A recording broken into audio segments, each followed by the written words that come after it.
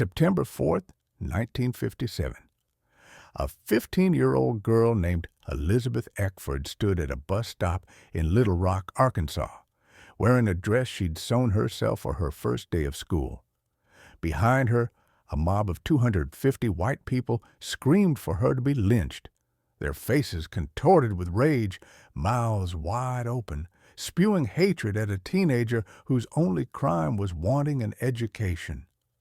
One girl, also 15, named Hazel Bryan, followed so closely behind Elizabeth that photographers would capture her face frozen in fury, mouth open in mid-scream, becoming the defining image of American racism.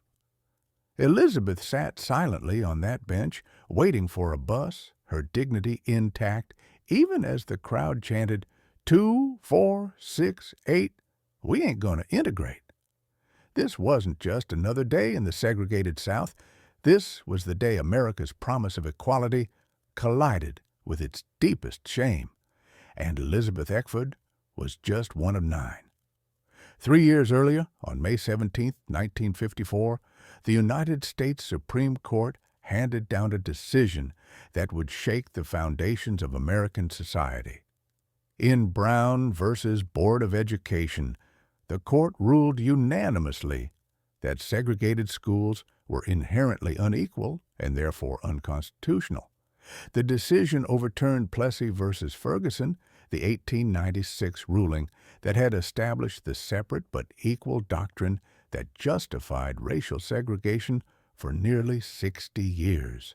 Chief Justice Earl Warren wrote that separating children solely on the basis of race generates a feeling of inferiority that may affect their hearts and minds in a way unlikely ever to be undone. It was a landmark moment. But the court's follow-up ruling in 1955, known as Brown II, revealed the challenge ahead. The justices ordered schools to desegregate with all deliberate speed, a phrase so vague it became a loophole for resistance. Across the South, white communities dug in their heels. Some school districts closed their schools entirely rather than integrate. Others simply ignored the ruling. In Little Rock, Arkansas, the capital city with a population of around 100,000, there was initially reason for hope. The school board agreed to comply with the Supreme Court's ruling. Superintendent Virgil Blossom submitted a plan for gradual integration in May 1955, which the board unanimously approved. The plan would start with high schools in September 1957, then move to junior highs in 1960, and eventually elementary schools at some unspecified future date, possibly as late as 1963. It was slow. It was cautious, but at least it was something. By 1957, 7 of Arkansas's 8 state universities had already integrated. The crown jewel of Little Rock's school system was Central High School, a massive Gothic revival building that opened in 1927. With its imposing stone facade and 4-story towers, Central High resembled a medieval castle more than a school. It served 2,000 white students and offered an impressive array of courses, drama programs, speech classes, tennis courts, and a beautiful stadium. Black students in Little Rock attended segregated schools like Horace Mann High School and Dunbar Junior High, which lacked the resources and opportunities available at Central. In the spring of 1957, there were 517 black students living in the Central High School district.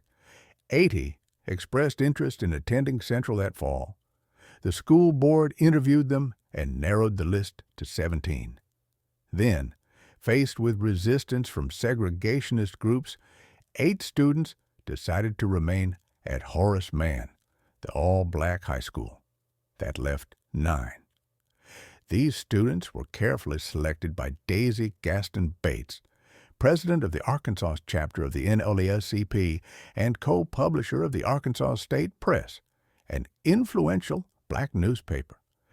Bates and her colleagues vetted each student carefully, looking for those with excellent grades, strong attendance records, and the emotional fortitude to withstand what everyone knew would be an ordeal.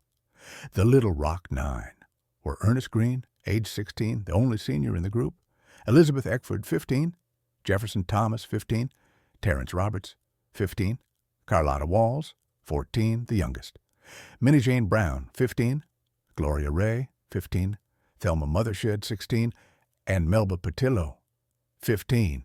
They came from working-class families. Their parents were teachers, postal workers, and laborers.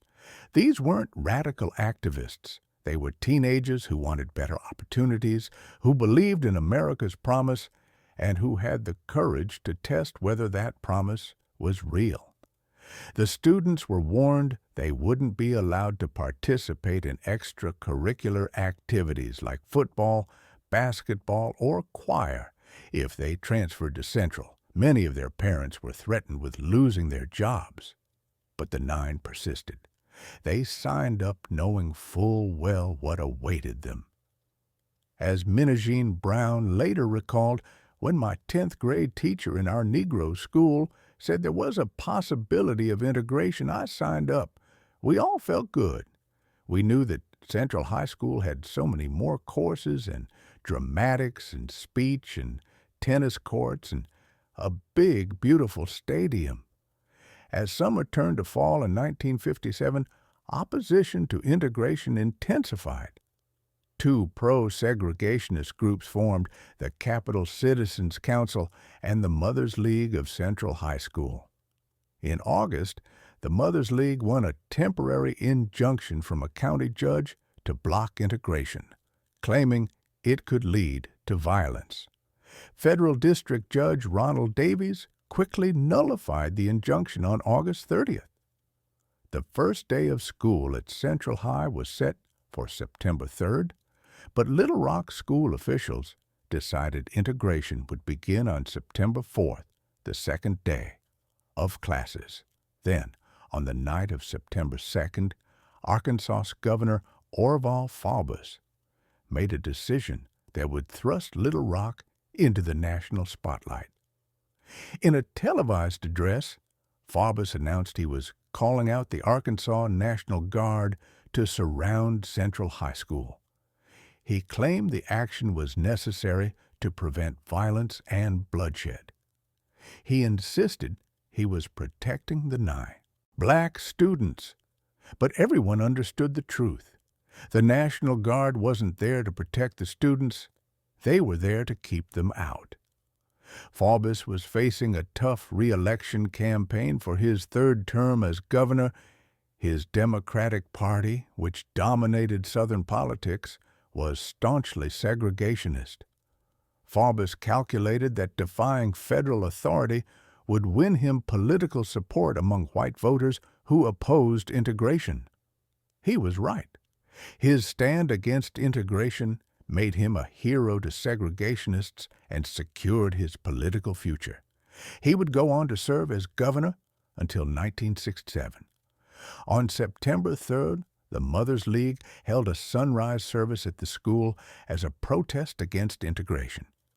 That afternoon, Judge Davies issued another ruling, ordering that desegregation would proceed as planned the next day. Daisy Bates arranged for the 9 students to meet at her house on the morning of September 4th. From there, they would travel to the school together, accompanied by local ministers. But the Eckford family didn't have a telephone. Bates intended to visit their home early on September 4th to tell Elizabeth about the plan, but she never made it. Elizabeth got ready alone, putting on the black and white dress she'd carefully sewn for this occasion. She had no idea she'd be facing the mob by herself. September 4th, 1957, dawned hot and humid in Little Rock. Elizabeth Eckford boarded a city bus that took her downtown. As she approached Central High School, she could see a crowd gathering. About 400 white people had assembled, many of them adults, who'd taken time off work to protest. Around the school's perimeter stood soldiers of the Arkansas National Guard, rifles in hand. Elizabeth believed, as she later said, that Governor Faubus had sent them to protect her. How wrong she was. The other 8 students arrived together at a different entrance, driven by Bates. They were quickly turned away by the National Guard. But Elizabeth, arriving alone at the opposite end of the block, became the focal point of the mob's fury. She approached the main entrance on Park Street. National Guard soldiers blocked her path. She tried another entrance. Again, guardsmen stepped in front of her, rifles across their chests, preventing her from entering. The crowd grew louder, sensing her vulnerability. They moved closer and closer, as Elizabeth later recalled. Someone in the mob yelled, "Lynch her!" Another screamed, "Drag her over to this tree." Photographer Will Counts of the Arkansas Democrat was there that morning. His camera captured the image that would define the Little Rock crisis. In the photograph, Elizabeth walks alone, her chin held high, wearing her homemade dress and carrying her school books.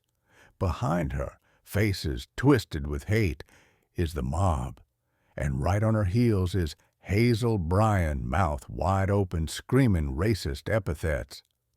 The photograph was circulated worldwide. It became one of the most important images of the 20th century, according to the Associated Press and Encyclopedia Britannica. It showed America's ugliest face to the world.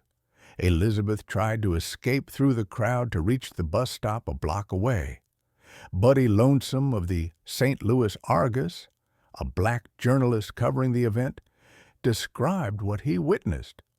The mob of twisted whites, galvanized into vengeful action by the inaction of the heroic state militia, was not willing that the young schoolgirl should get off so easily.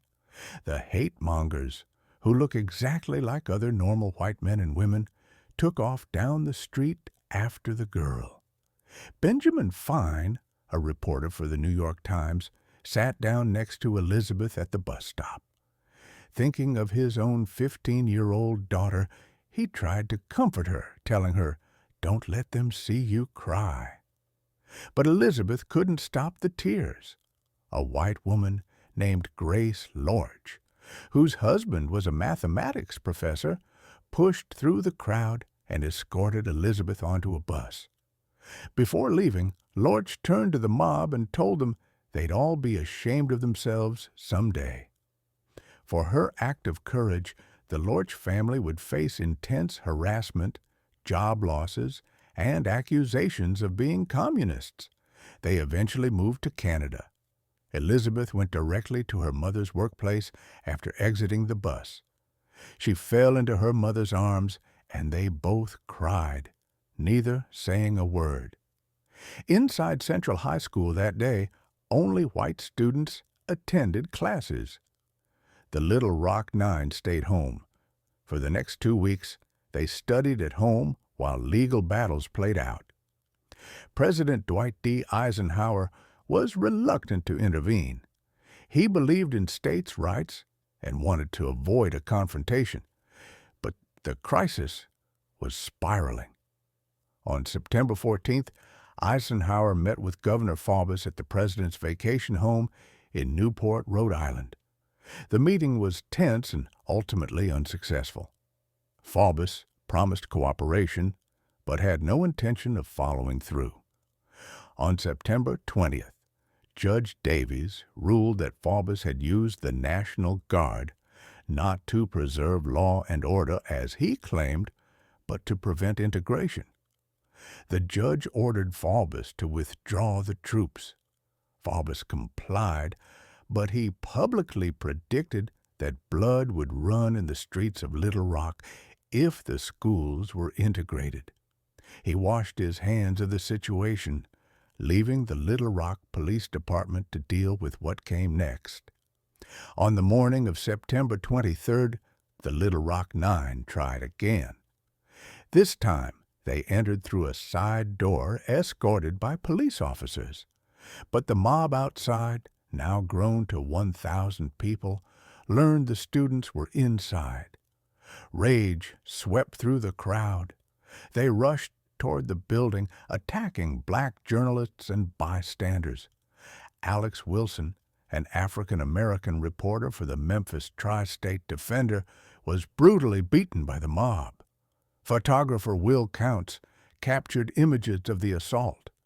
Wilson, refusing to run or show fear, walked with dignity even as he was kicked and struck. He never recovered from the neurological damage caused by the beating and died 3 years later at age 50. Inside the school, the 9 students were separated and sent to different classes. Some white students welcomed them politely, curious, and even friendly, but most were hostile or indifferent. The situation outside deteriorated rapidly. Fearing for the students' safety, school officials evacuated the 9 after only 3 hours. They left through a side door and were driven home. The mob had won, at least temporarily. That evening, President Eisenhower issued a proclamation calling for opponents of the federal court order to cease and desist. Little Rock Mayor Woodrow Mann sent a telegram to the president pleading for help. The mayor wrote, "The immediate need for federal troops is urgent. The mob is armed and engaging in fisticuffs and other acts of violence." Eisenhower had run out of options.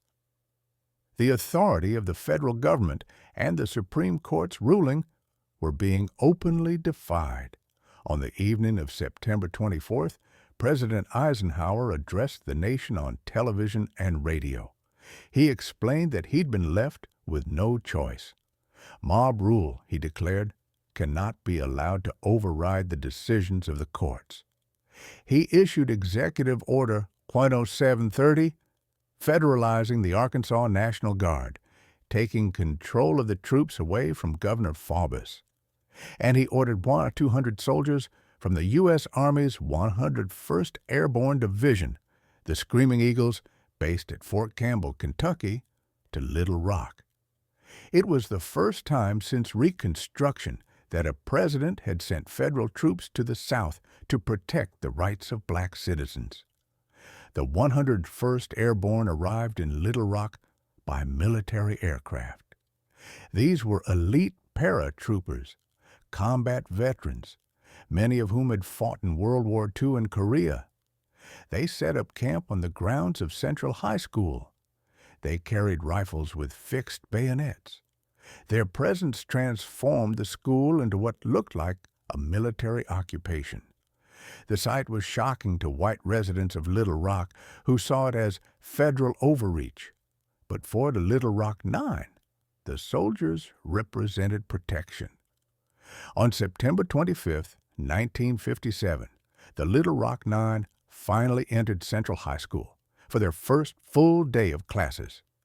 Each student was assigned a personal escort from the 101st Airborne. The soldiers walked with them from class to class, stood guard in hallways, and accompanied them to their lockers. Melba Patillo later wrote, after 3 full days inside Central, "I know that integration is a much bigger word than I thought." The students attended classes in math, science, English, and history. Some of their white classmates were polite. A few were even friendly, but many were hostile. The military presence brought a semblance of order, but it couldn't prevent all harassment. The soldiers couldn't follow students into bathrooms, locker rooms, or shower areas. White students quickly learned where they could torment the 9 without witnesses. The harassment began almost immediately and never stopped. It was psychological warfare designed to break them. Melba Patillo endured some of the worst abuse. Students kicked her, shoved her into lockers, and called her vicious names. One day, someone threw acid in her eyes. Her soldier escort, a paratrooper named Danny, quickly got her to a water fountain to rinse them out, likely saving her sight. On another occasion, white girls cornered Melba in the shower and held her under scalding water, burning her skin. She later wrote about being attacked with lighted sticks of dynamite and having to dodge them in the hallways. She described one incident where a white student's mother invaded the school during a gym class, leading a mob that chased her, screaming, "Get the nigger!" Another knocked her down. "She's bleeding. What do you know? Niggers bleed red blood. Let's kick the nigger." Melba ran a gauntlet of punches, kicks, and spit until she got free. Gloria Ray was pushed down a flight of stairs, suffering injuries that could have been fatal. The harassment went beyond the students themselves. Gloria Ray's mother was fired from her job with the state of Arkansas when she refused to remove her daughter from the school. It was economic warfare, punishment for daring to challenge segregation. At one point, white students burned an effigy of a black person in a vacant lot across from the school, a chilling reminder of lynching. The Little Rock Nine were barred from participating in any extracurricular activities. They couldn't join clubs, play sports, or attend school dances. They ate lunch together, isolated from the rest of the student body, surrounded by their military escorts. The stress was immense.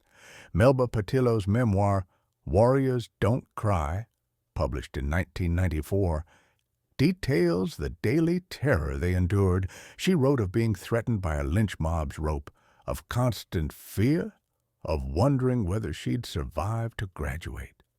In November 1957, the 101st Airborne soldiers returned to Fort Campbell, leaving the federalized Arkansas National Guard troops in charge of security. Without the constant presence of the elite paratroopers, segregationist students intensified their campaign of harassment. They knew the National Guard was less vigilant, less intimidating. Minnie Brown, one of the nine, finally reached her breaking point. In December 1957, in the school cafeteria during lunch, a group of white male students taunted her relentlessly. Minnie dropped her lunch tray, a bowl of chili, onto two of the boys. She was suspended for 6 days. 2 months later, in February 1958, after enduring more attacks, a white girl hit Minnie Jean, who responded by calling her white trash. School administrators expelled Minnie Jean.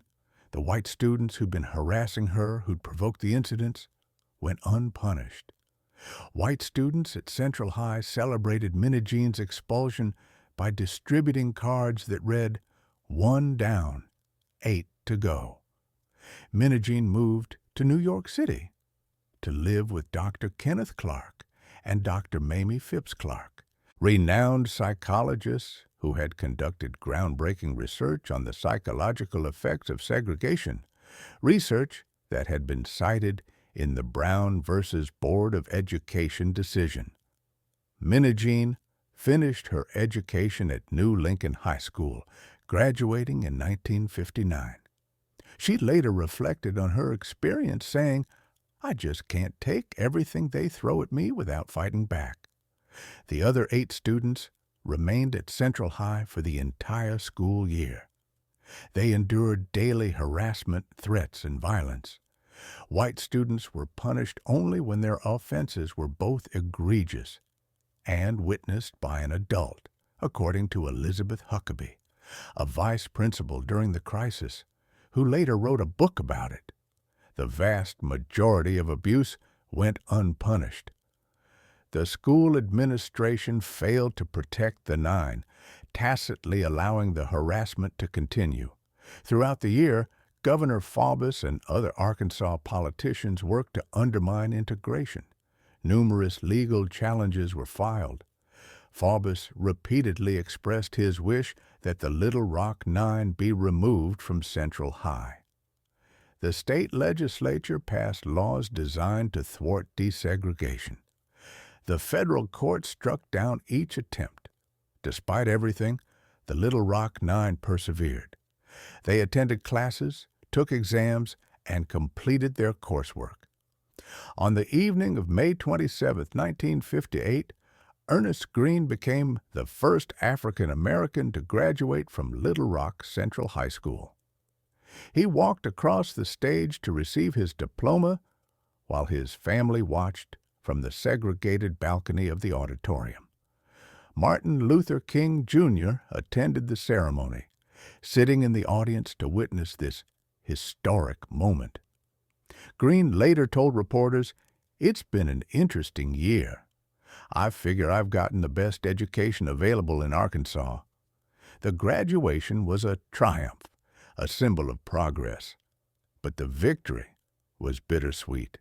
Only one of the nine had made it through. In the summer of 1958, facing continued pressure and the upcoming school year, the Little Rock School Board petitioned federal courts to delay desegregation for 2.5 years. They argued that public hostility and state opposition had created chaos that made education impossible. The case went all the way to the U.S. Supreme Court. In September 1958, the court issued a unanimous decision in Cooper v. Aaron, one of the most forceful rulings in Supreme Court history. The justices declared that the constitutional rights of black students could not be sacrificed to violence and disorder. The court made clear that no state official could nullify its decisions. But Governor Faubus wasn't finished. Rather than allow integration to continue, he closed all 4 of Little Rock's public high schools for the entire 1958 to 1959 school year. Nearly 3,700 students, both black and white, had their education disrupted. White students from wealthy families enrolled in private segregated academies. Middle-class white students scattered to schools in nearby districts or took correspondence courses. Black students faced even fewer options. The school closures became known as the Lost Year. Elizabeth Eckford didn't graduate from Central High School. With schools closed, she moved to St. Louis, Missouri, where she completed her education through correspondence and night courses, earning enough credits for a diploma. Terrence Roberts also left Little Rock, graduating from Los Angeles High School in 1959. Thelma Mothershed, who had a heart condition and had missed significant time during the 1957 to 1958 year, graduated by correspondence. Jefferson Thomas joined the Army. Melba Patillo's family moved to California, where she finished high school. Gloria Ray graduated from Central High in 1959 after the schools reopened, but through correspondence courses. Carlotta Walls was the youngest and became the first black female to graduate from Central High in person, receiving her diploma in 1960. In December 1959, the Supreme Court ruled that the Little Rock School Board must reopen the schools and resume desegregation. On August 12, 1959, Central High reopened. 2 of the original Little Rock Nine, Carlotta Walls and Jefferson Thomas, returned.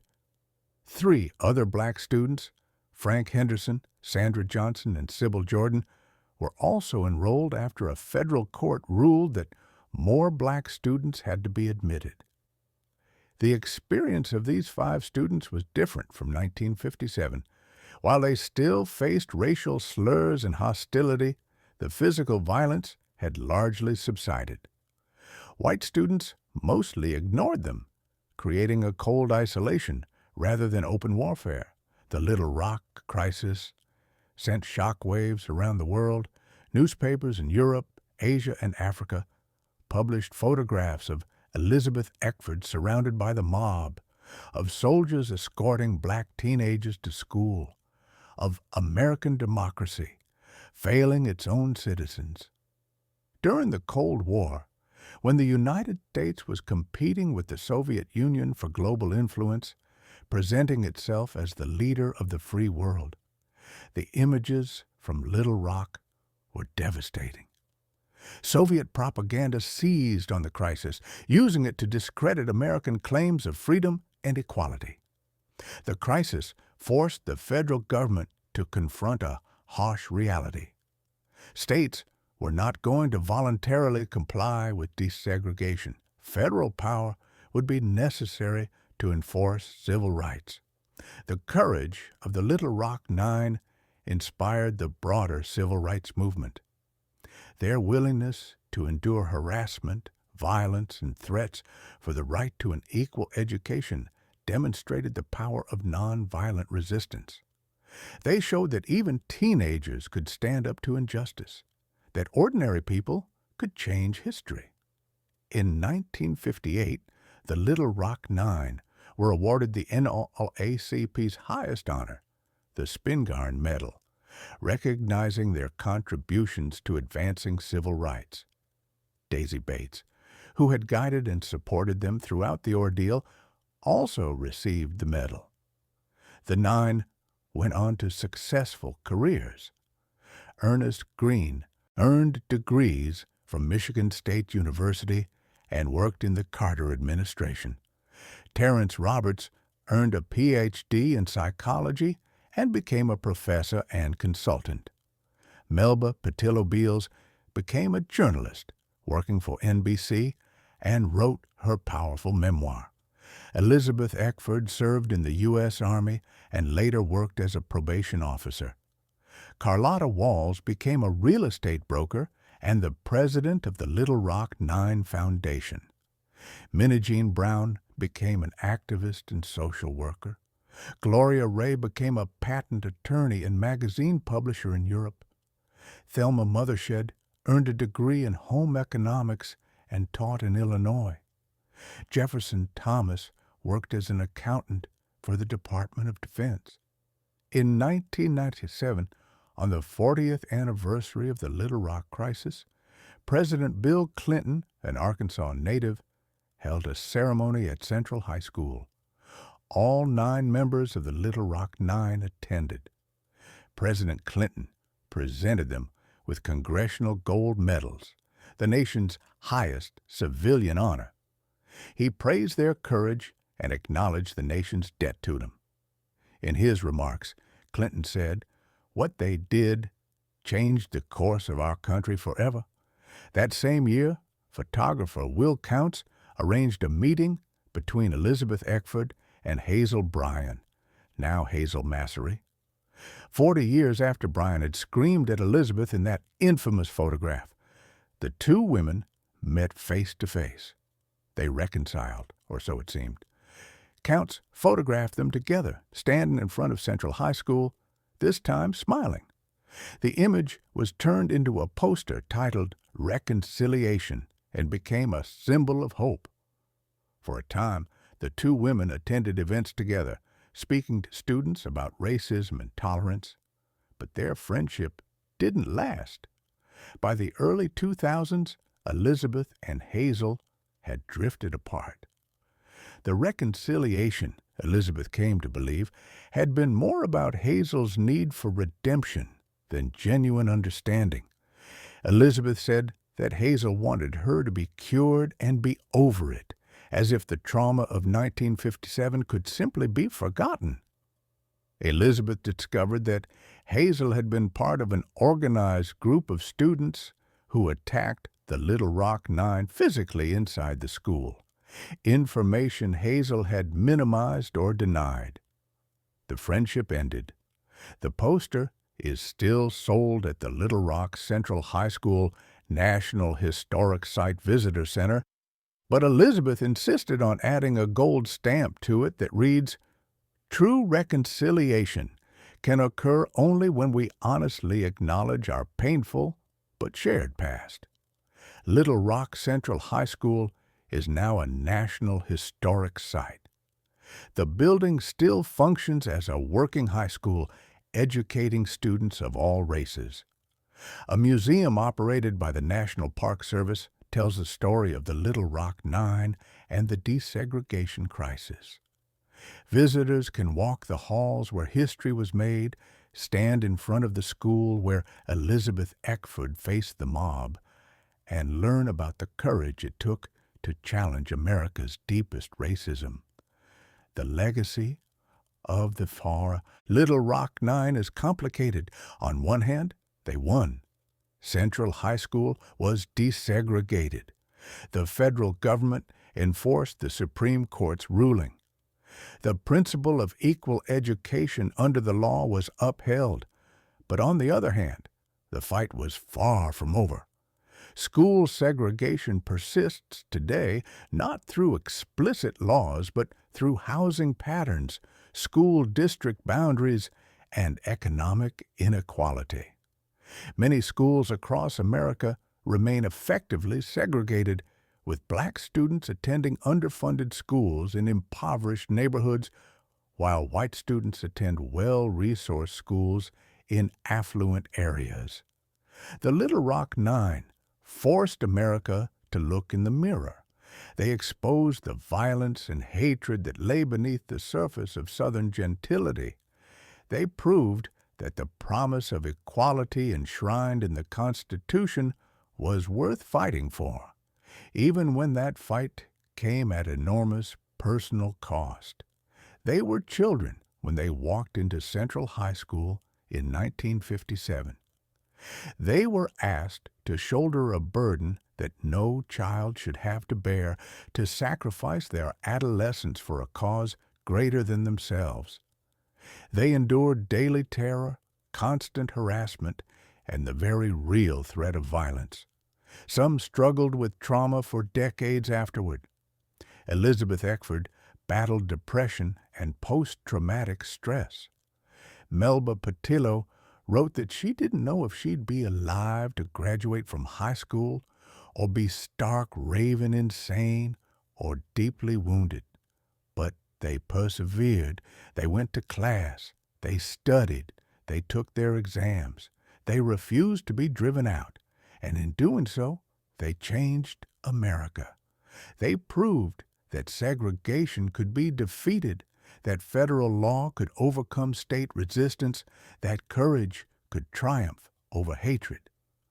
The photograph of Elizabeth Eckford walking alone through that mob remains one of the most powerful images in American history.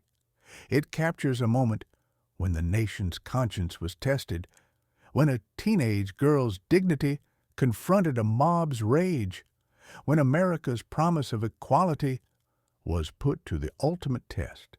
Elizabeth passed that test. So did the other 8. The mob did not.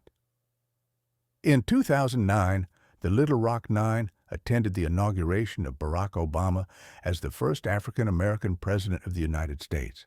They sat on the platform, honored guests at a ceremony that would have been unimaginable in 1957. The arc of history, as Martin Luther King Jr. said, is long, but it bends toward justice. The Little Rock Nine helped bend it. They were ordinary teenagers who did something extraordinary. They walked through those doors when soldiers with bayonets tried to keep them out. They sat in classrooms where their presence was met with hostility. They endured hatred and violence for the simple right to an equal education. They didn't just integrate a school, they integrated America's conscience. And they forced the nation to confront a truth it had long tried to avoid. That separate could never be equal. That segregation was a lie. And that the promise of America, the promise of freedom and equality and justice for all, had to be more than words on paper. It had to be real. The Little Rock Nine made it real. Not because they were superheroes, but because they were brave, because they believed in something bigger than themselves, and because they refused to back down. September 4th, 1957. Elizabeth Eckford stood at that bus stop, surrounded by a mob screaming for her death. She sat there with quiet dignity, refusing to let them see her cry. That image, that moment, that courage, that's what changed America. That's what the Little Rock Nine gave us. The reminder that progress doesn't come easy, that justice is never handed down freely, that sometimes it takes 9 teenagers walking into a school to change the course of history. They walked in, and America was never the same. You can click in these other videos if you like this one. Don't forget to like the video if you enjoyed it and subscribe to the channel for more history documentaries.